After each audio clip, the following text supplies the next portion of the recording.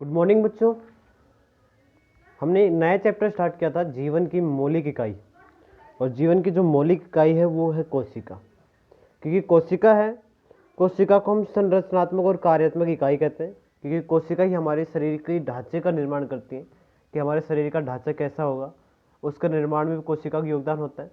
शरीर की जितनी भी एक्टिविटी होती है, जितनी भी हम क्रिया करते हैं, जितने भी हम कार्य करते हैं, उन कार्यों में भी कोशिका का योगदान होता है। इसलिए शरीर की संरचनात्मक और कार्यात्मक इकाई को क्या कहते हैं? कोशिका कहते हैं। पहला क्वेश्चन आप नोट कर लीजिए। क्वेश्चन क्या लिखोगे? कोशिका क्या है, कोशिका क्या है, और उसका आंसर लिखोगे आप शरीर की संरचनात्मक तथा कार्यात्मक इकाई को कोशिका कहते हैं। ठीक है, बस इतना सा लिखना आपको। जो भी आपको पॉइंट लिखना है वो मैं आपको बताता चलूंगा। बात कर लेते हैं इसी के आगे जो पॉइंट हमारे। यह सभी सजीवों की मूलभूत इकाई है। मूलभूत मतलब बेसिक इकाई है। जितने भी सजीव हैं उन सभी सजीवों में पाई जाती है ये कोशिका। ठीक है, सभी सजीवों में समान रूप से ये कोशिका पाई जाती है। इसलिए इन कोशिकाओं को सजीवों की मूलभूत इकाई कहते हैं। क्योंकि जितने भी कार्य हैं, जितने भी जो संरचनाएं बनती हैं, वो सब किसके कारण बनती हैं? कोशिकाओं के कारण बनती है सजीवों में।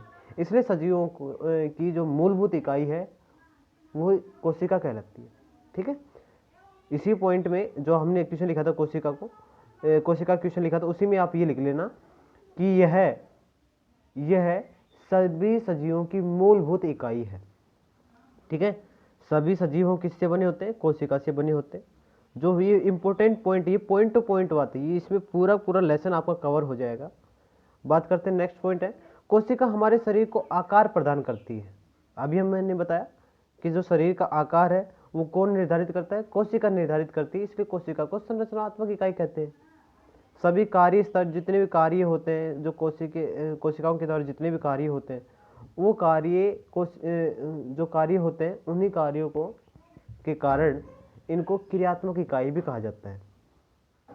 कोशिका का सबसे पहले पता रोबर्ट हुक ने लगाया था। कब लगाया था? 1665 में।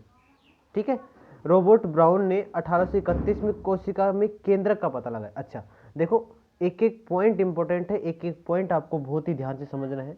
इसमें क्या कहा है? सबसे पहले तो ये सुन लीजिए कि सबसे पहले कोशिका का जो पता लगाया, वो पता किसने लगाया? रॉबर्ट हुक ने लगाया। ठीक है, कब लगाया? 1665 में। ठीक है, फिर 1831 में कोशिका के अंदर केंद्रक का पता लगाया। ठीक है, तो अगर आप ये कहे कि कोशिका का केंद्र का पता किसने लगाया, तो रॉबर्ट ब्राउन ने लगाया। कोशिका का पता किसने लगाया? रॉबर्ट हुक ने लगाया। ठीक है, समझ में आ गया ना?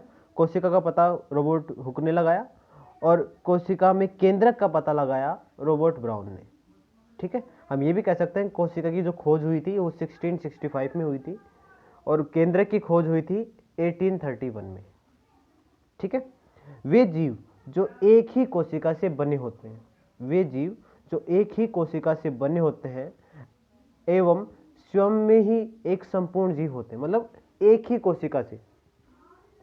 ठीक है, संपूर्ण जीव मतलब पूरे शरीर का जो निर्माण होता है सिर्फ एक ही कोशिका से होता है। ऐसे जीवों को हम एक कोशिकीय जीव कहते हैं। और एक कोशिकीय जीव कौन कौन से हैं? अमीबा है, पैरामीशियम है, ठीक है, बैक्टीरिया है, जीवाणु है, ये सब क्या है? क्लेमिडोमोनास। ठीक है, ये सारे जीव हैं। ये जीव ऐसे जीव हैं जिनमें सिर्फ और सिर्फ एक कोशिका पाई जाती है। जितने भी कार्य होते हैं एक कोशिका के कारण होते हैं। जो संरचना बनती है वो एक कोशिका के कारण बनती है। ठीक है, समझ में आ रहा है ना? बात करते हैं, नेक्स्ट पॉइंट है। नेक्स्ट में क्या कहा? वे जीव जिनमें अनेक कोशिकाएं समाहित होकर, मतलब एक से ज्यादा, देख एक कोशिका थी जिसको हमने एक कोशिकीय बोला था, एक से अधिक कोशिकाएं होती हैं। एक से अधिक कोशिकाएं मतलब शरीर का निर्माण करती हैं या फिर विभिन्न कार्य करती हैं।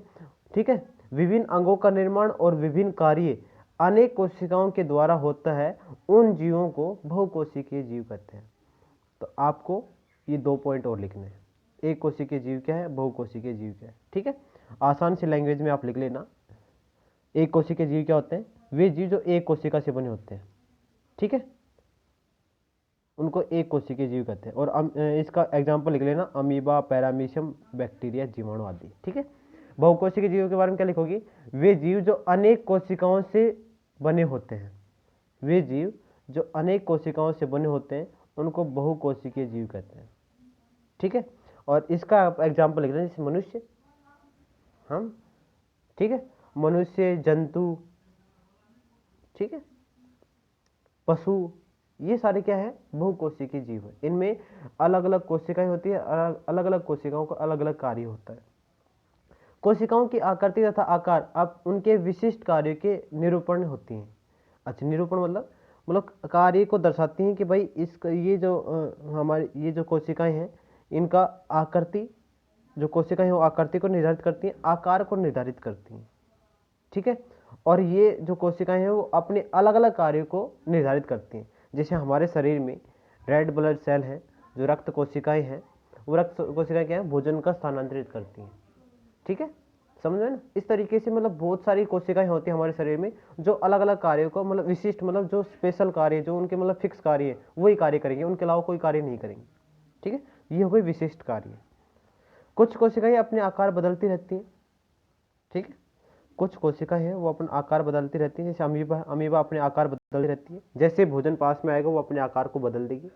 ठीक है, आकार बदलती रहती है ये कोशिकाएं। कुछ जीवों में कोशिकाओं का आकार स्थूल रहता है, स्थूल मतलब फिक्स रहता है। ठीक है, आकार बदलता नहीं है, और वो क्या कहलाता है, तंत्रिका कोशिका कहलाती है। ठीक है, क्या कहलाती है, तंत्रिका कोशिका। ठीक है, समझ में आ गया। तो बस इतना ही आपको करना है, ये आपको समझना है। ये क्वेश्चन जो मैंने बताए हैं, एक कोशिकीय बहुकोशिकीय क्या है, कोशिका क्या है। ठीक है, 2 प्रश्न हो गए, एक कोशिक, एक तो ये हो गया, एक कोशिक हो गया, बहुकोशिक हो गए 2 क्वेश्चन। तीसरा क्वेश्चन कोशिका का हो गया। चौथा क्वेश्चन आपको लिखना है ये वाला, कौन सा पॉइंट, ये वाला पॉइंट आपको लिखना है।